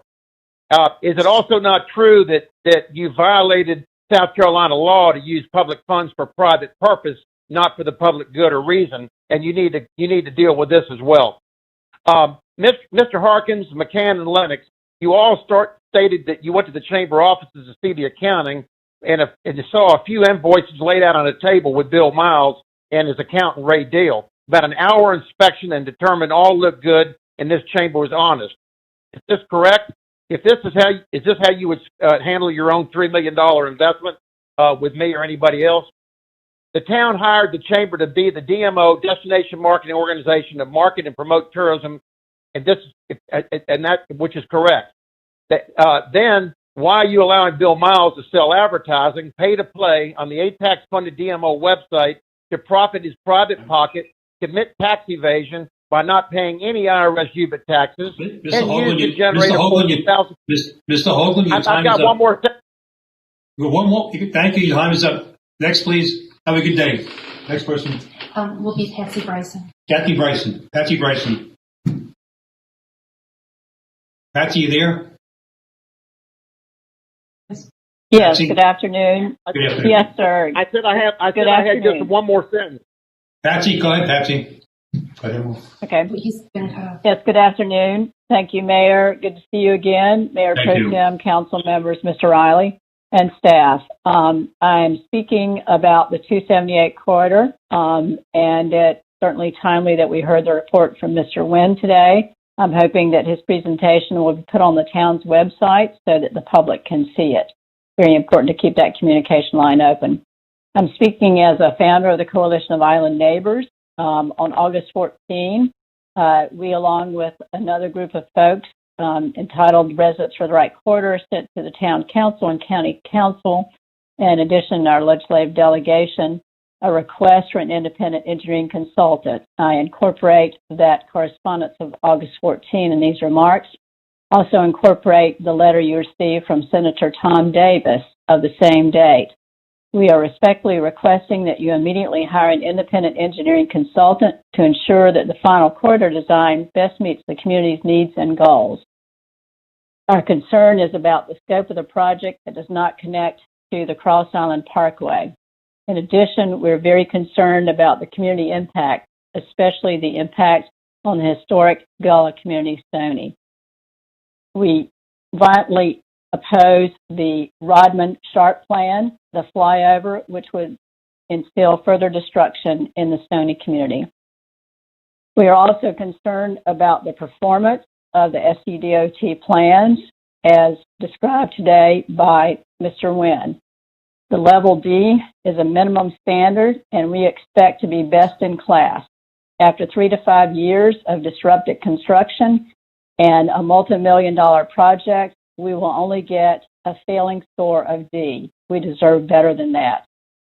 We ask you to act now to hire an independent engineering consultant. As we described in our correspondence to you, we developed a scope of work. It should be done now and not later in the process.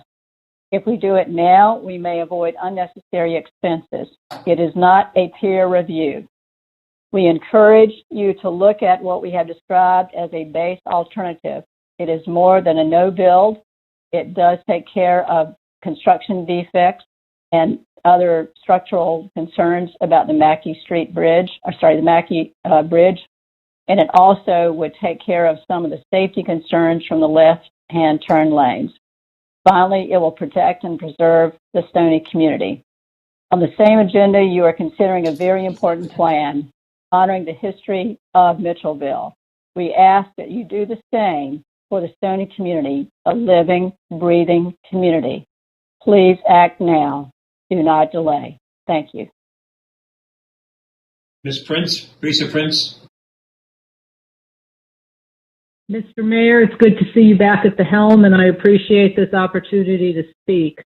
Thank you, Teresa. As you know, the residents, again, are speaking about what is important for the entrance to our home, the Gateway Corridor. It's the largest investment decision for the foreseeable future, and there's only one chance to get it right. While the residents elected you to represent us, we don't expect you to have unlimited expertise. And it would be a poor choice to hire town staff whose expertise was called on as infrequently as we build these massive infrastructure projects. So for a project like the Gateway Corridor, I echo Ms. Bryson's call for the advice of unbiased experts.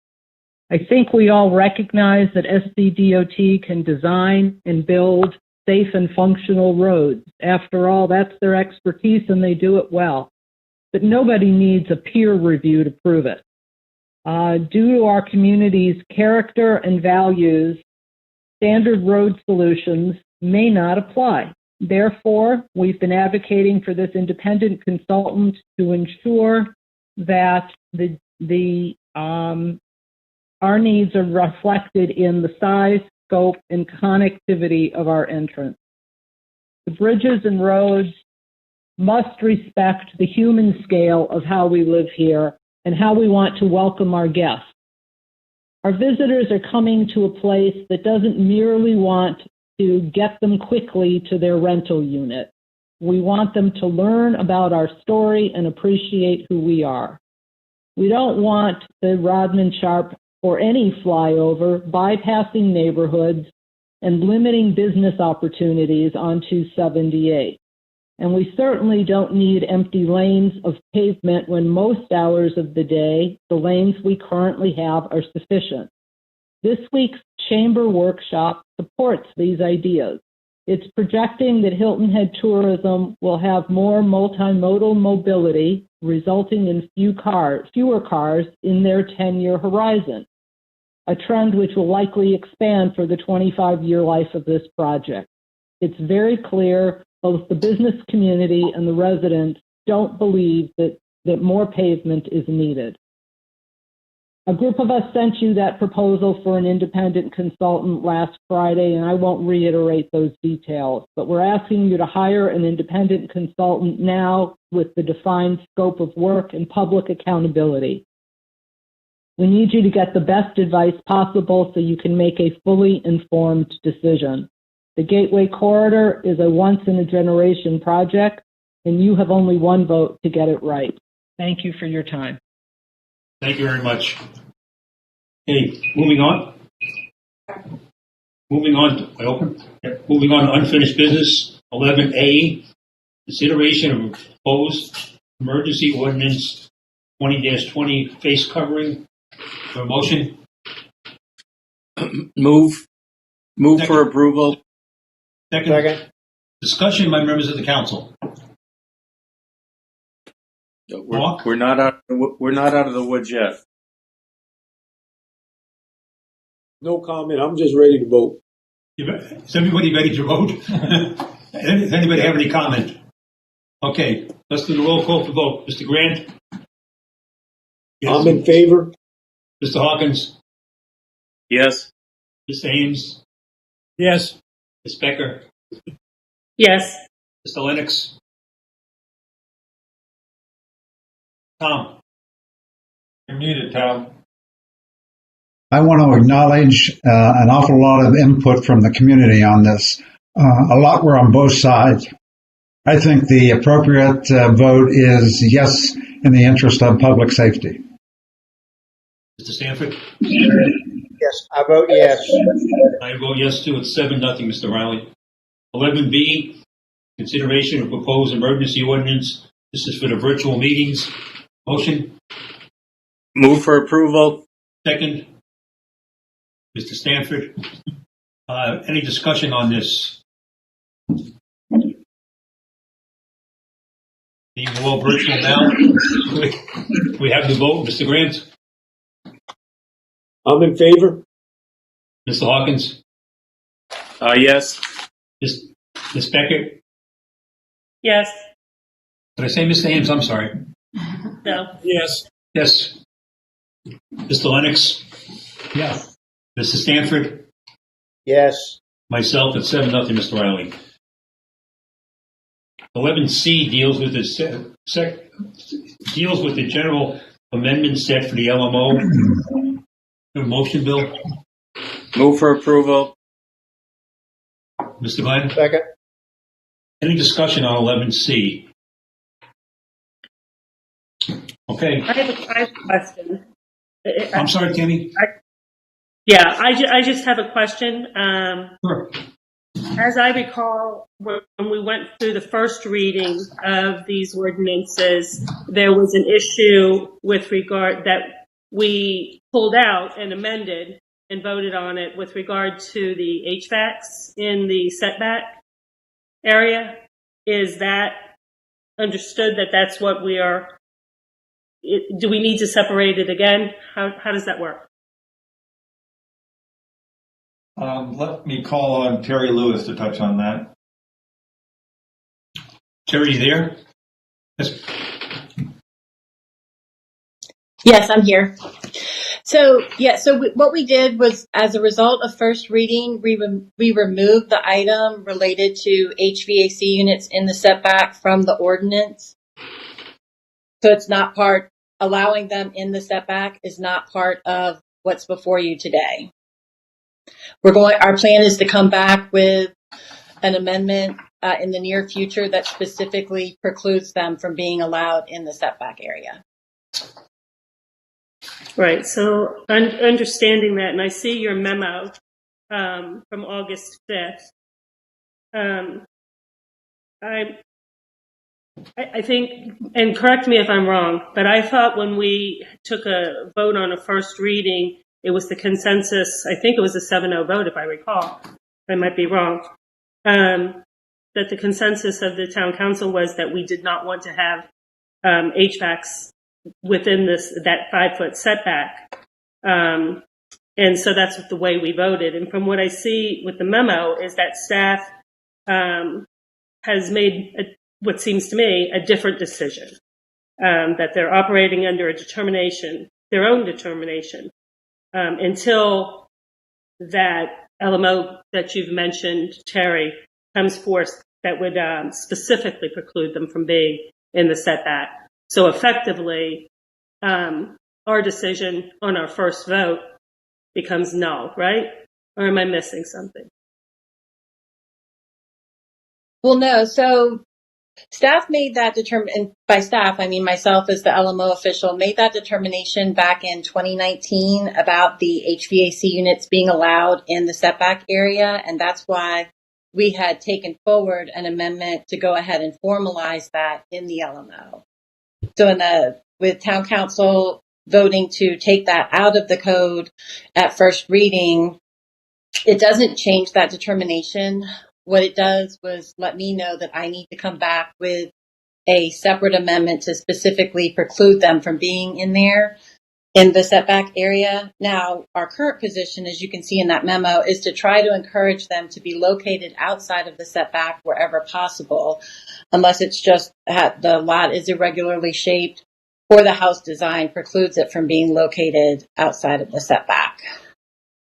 Right. And so without getting into a If I could jump in for a second, Tammy, I think the issue here is that what was brought forward and discussed at public hearing and was to allow this HVAC to go in. Council has said, we don't like that, we want to change that. Unfortunately, the public hearing was already held. This has to go back through a public hearing.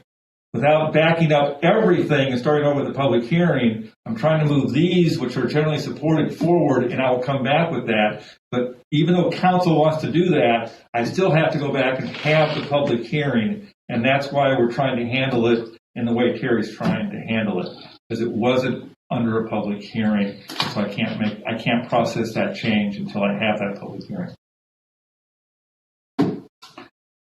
Okay. Is that on the schedule?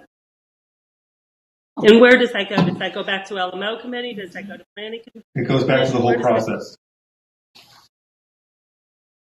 Yes, it's on a schedule, as I understand from Terry. That's correct. When is that? It's part of our 2020 LMO amendments, which should be coming forward to the LMO committee later this year. Later this year. This year, 2021, I mean, we're almost at the end of the year. I'm just trying to get clarification because I thought we had a robust conversation about this. A distinct decision was made how town council felt with regard to the policy on it. And now, and I remember the second part of that discussion was that we do need to put into our LMO specifics of what is allowed and what is not allowed and less objective subjective decision making going on moving forward. And I'm just uncomfortable with how this process works. Now I understand if you're telling me that it has to go back to the beginning because we've taken something out. I'm just I'd like full clarification on that process and dates when that's going to happen, since that was the desire of the town council at the last reading. Happy to get a memo out to everybody about that. That's good. Okay, Tammy. Mr. Lennox? We're on the... We're on the vote, Tom, for 11C. Well, let me start from the beginning. That was comments. Are there any more comments? Are there any more comments? Okay. Mr. Grant, yes or no? Mr. Grant. Okay. Mr. Hawkins? Yes. Mr. Ames? Yes. Ms. Becker? Okay, so yes. Okay. Mr. Lennox? Yes. Mr. Stanford? Yes. Mr. Grant? Okay. All right, Mr. Rowley, we'll move on with your vote. Yeah, my vote. Yes. Unanimous there, okay. Put into 12A. Missing assignments of proceeds of donation from the town from Hilton Head Cycling to be used for bike safety on Hilton Head Island. Yep. Move forward to endorse the resolution. Second. Good. Any discussion on this item? Okay, let's run through the vote. Mr. Grant? I'm in favor. Okay. Mr. Hawkins? Yes. Mr. Ames? Yes. Ms. Beckett? Yes. Mr. Lennox? Yes. Mr. Stanford? Yes. Myself, that's 7-0, Mr. Rowley. 12B has been removed from the list. 12C, reading on electronic meetings. Move for approval of the proposed ordinance. Second. Any discussion on that? This item? I have some. Yes. So I understand that we've been working really well and being very successful with virtual meetings. And I understand that we're doing them, though, in an emergency type situation. I think what you lose from this type of a meeting and an in-person meeting is the opportunity for, and granted they're online, our folks are listening and watching and commenting. But I think that in-person meeting should not be, unless you're in an emergency situation, I really believe that we should be in town hall. Our committees and commissions should be in town hall, and folks should be able to come in and sit in person, and that's where discussion, input, and decision should be made. So I am not in favor of this. Any other discussion on that? By the way, Dan, we're all looking at October coming back into a public session. That's wonderful.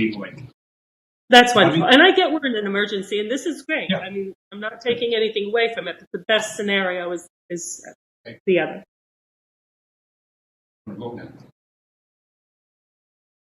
Okay, is there any other discussion on that? Let's go through the vote then. Mr. Grant? I'm in favor. Okay. Mr. Hawkins? Yes. Mr. Ames? Yes. Ms. Beckett? No. Mr. Lennox? Yes. Mr. Stanford? Yes. And myself, yes, 6-1, Mr. Riley, okay? 12D. This is first reading the land management ordinance regarding Lega Muffin. You want to spend a second talking about Lega Muffin? This is a rezoning, and I would defer to Terry to give you a brief overview on this. Does anybody need a brief overview on it? May be important for the public. I just want a confirmation that further grinding of trees and logs is prohibited under this rezoning at that location. Terry?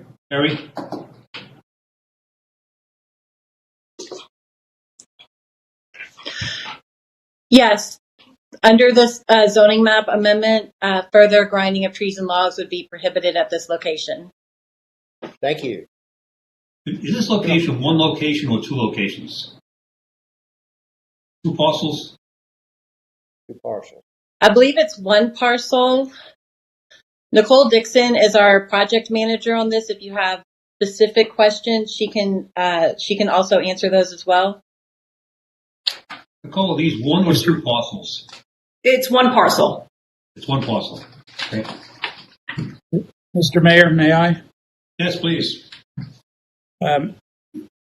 This touches on what Ms. Becker was just saying about the need for public participation. I think any rezoning, any discussion relative to private property should be done in full view of the public. If we are operating within an emergency ordinance, I think the very least we should have Ms. Lewis make a presentation so that the public knows what we're voting on. Probably Nicole might be best, but we can get a brief presentation. Nicole, you want to get back on the line? And Yes, sir. So the Planning Commission met on July 15th and reviewed the proposed zoning map amendment. The rezoning is directed by the settlement agreement between the town and Arbor Nature, and it rezones the property to limit the specific uses allowed on the site.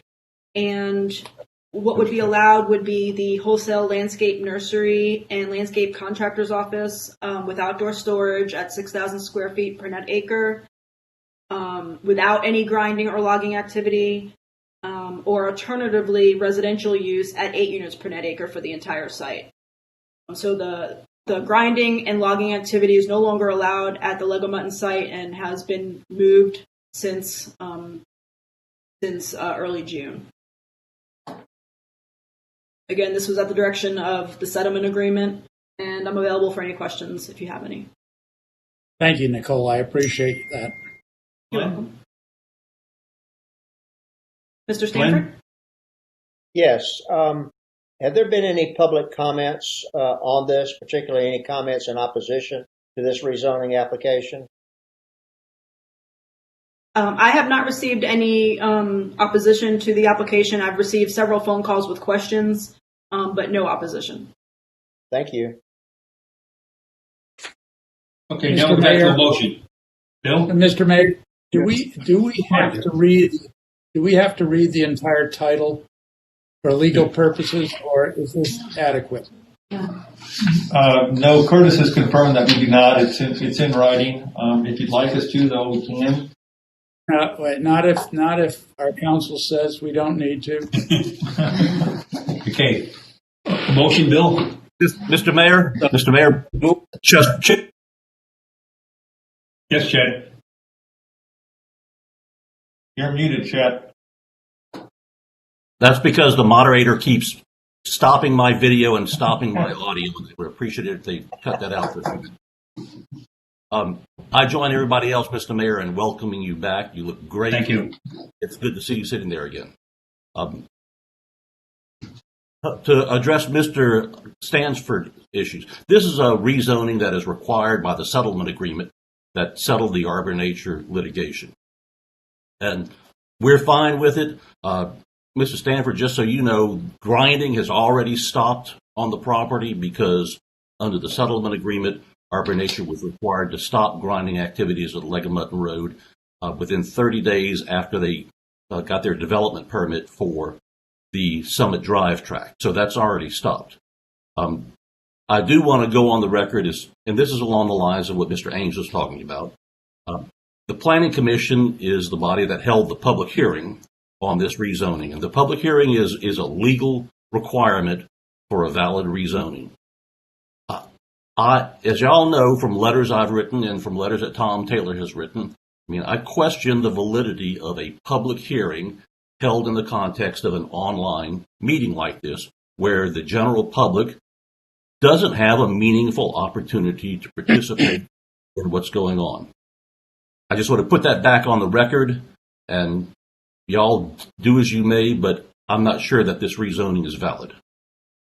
Thank you for your comments. Okay, let's take a vote now. We need a motion in a second. We got a motion, Mr. Hawkins and Mr. Okay. I move for the approval of the proposed ordinance 2020-18-Legamutton Road. Second. Let's second it. Okay. Go for a vote now. Mr. Grant. I'm in favor. Mr. Hawkins. Yes. Mr. Ames. Yes. Ms. Beckett. Yes. Mr. Lennox. Yes. Mr. Stanford. Yes. And myself at 7-0, Mr. Riley. Okay. 12E, first reading of proposed bond ordinance for general obligation refinancing bonds. Does anybody have any questions on this? Like Steve or Tom to go into it? Hey, Mr. Hawkins, make a motion. I'll move for approval. Second. Okay, discussion by council. Okay, Mr. Grant. I'm in favor. Mr. Hawkins. Yes. Ms. Ames. Yes. Ms. Beckett. Yes. Mr. Lennox. Yes. Mr. Stanford. Yes. And myself, that's 7-0, Mr. Riley, okay? Consideration of recommendation for the Mitchellville Master and Business Plan. Yes. Move for approval. I'll second that. Mr. Ames will second that. Any discussion by members of the council? I have a question. So I have a question with regard to the conflict that were described in the memo and what the status of those are. It was unclear to me, and maybe I just missed it. What did you say, Tina? Have those conflicts been resolved? There was a conflict with regard to whether or not the park would be open or closed and secured at times. There was another question as to additional acreage or property to be included, right? Or I would, on the acreage, there is a conversation going on with the county, which is a part owner of that property, and we expect something to come forward, but that is not resolved at the moment. On the opening and closing, I might defer to Ahmad or Nicole on that question. I'm not sure. Ahmad, are you available, or Nicole? I'm here. First, thank you very much. Mr. Mayor, good to see you again. Good to see all the council. Part of the conversation about the access is right now, our lease agreement says that Mitchellville is to maintain itself as a public park, which means anybody could come in or out of the facility. Our question was about being able to manage free flow of traffic if the town decides that we must keep that in place and have people who are not necessarily coming to visit us, but are wanting to walk through and get to the beach, and what that would mean for our security and also the maintenance of some of the items that we want to put out on display there. So we were asking about the possibility of controlling access, and if that was not the case, then we would like to have a conversation about maintenance in the town as far as the MOU is concerned. We would, of course, like to have some rain to be able to control coming in and out, so we wouldn't have to be cleaning up people's beach trash and other things when we're trying to maintain the property. This would also probably push us to scale down some outdoor interpretation so that it would not be a waste of resources that anybody can come in and damage. Working in nonprofit for so long in museums, somebody's going to tear up stuff anyway, but it would cut down some of the liability for us if we can control the traffic. so my question. Go ahead. I'm sorry. My question was whether or not that had been discussed, resolved, and whether that was part of what we were looking at in this recommendation. My understanding. Go ahead. Sorry. I'm sorry. That is unresolved at this point. It is a known issue. It probably gets into some of the other land that we're talking about with the county, and I think at the end of the day there will be a way to resolve it, but it's going to involve some conversations and shifting where public access is out to that beach. Okay. And I think that's going to take a little time. But this gets them moving forward. And we're several, frankly, years away from breaking ground with fundraising and design and permitting. But that is one of the known issues that we need to come up with, and I believe we will solve that one. Okay. Thank you. Any other questions by council? Okay, let's do the vote. Mr. Grant. I'm in favor. Mr. Hawkins. Yes. Ms. Ames? Yes. Ms. Becker? Yes. Mr. Lennox? Yes. Mr. Stanford? Yes. Myself at 7-0, Mr. Riley, okay? Thank you all. 12G, consideration recommendation for public art master plan. Move for approval.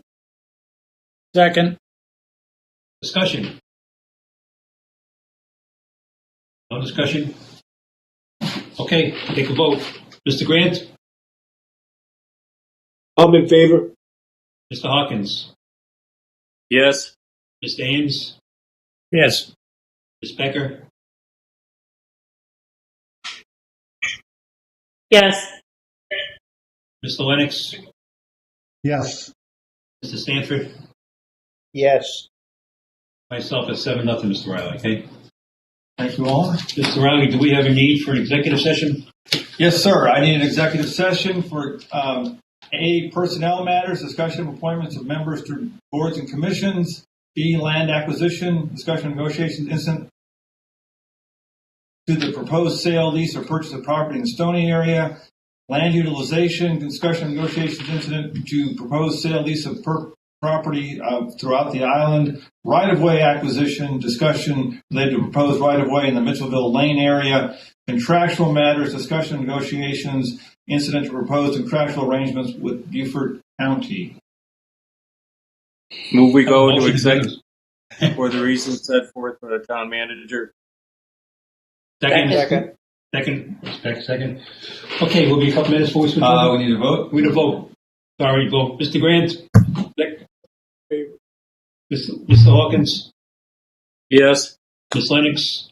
Mr. Ames? Yes. Ms. Beckett? Yes. Mr. Lennox? Yes. And Mr. Stanford? Yes. And myself at 7-0 room section. We'll be a minute or two, right? Just be a minute, yes, sir. We'll be a minute, okay. Please hold.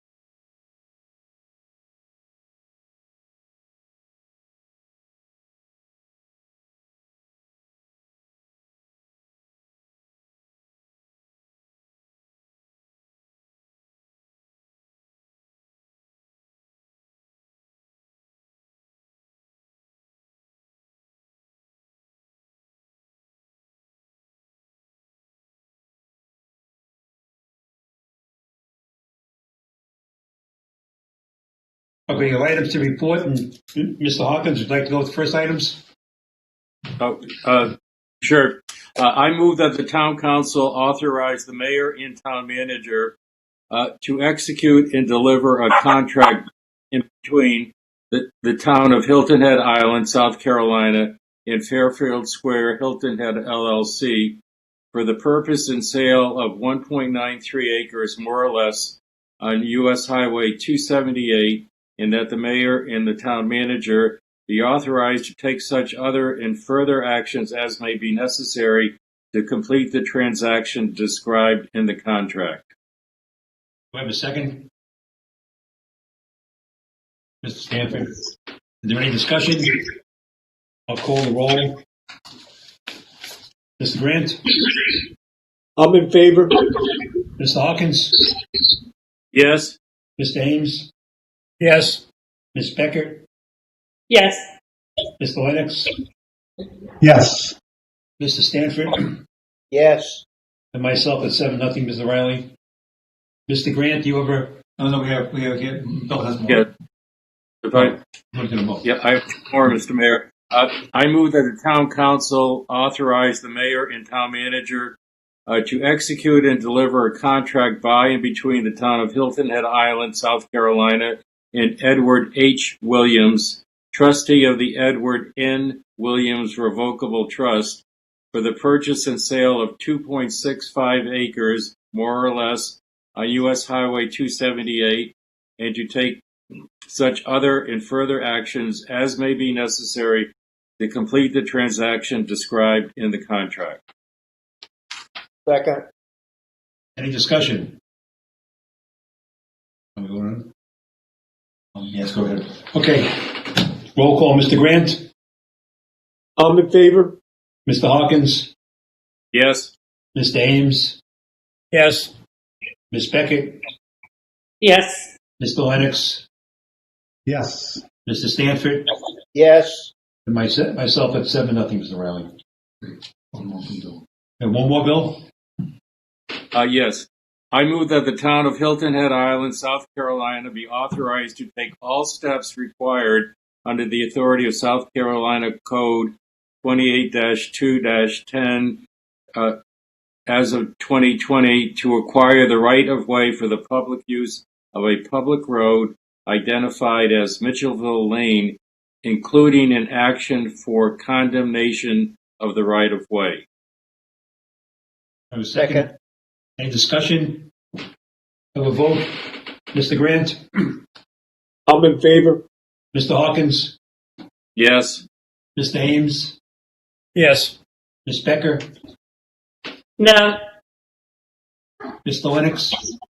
Yes. Mr. Stanford? Yes. And myself is 6-1, Mr. Riley. Okay. Mr. Grant? Excuse me, Mayor, was there not another piece of property that we discussed? Bill talked about 3 already. No, the ones we're taking action on have been handled. Yeah. Okay. Mr. Grant? I move to appoint John F. Farrell as hospitality member of the Accommodation Tax Advisory Committee, replacing Julia A. Smith, whose unexpired term ends June 30, 2021. I also move to appoint James D. Bergenhausen as member at large to the Accommodation Tax Advisory Committee, replacing Roger Freeman, whose unexpired term ends June 30, 2023. Second. Any discussion by members of the council? Any the vote? Mr. Grant? I'm in favor. Mr. Hawkins? Yes. Mr. Ames? Yes. Ms. Becker? Yes.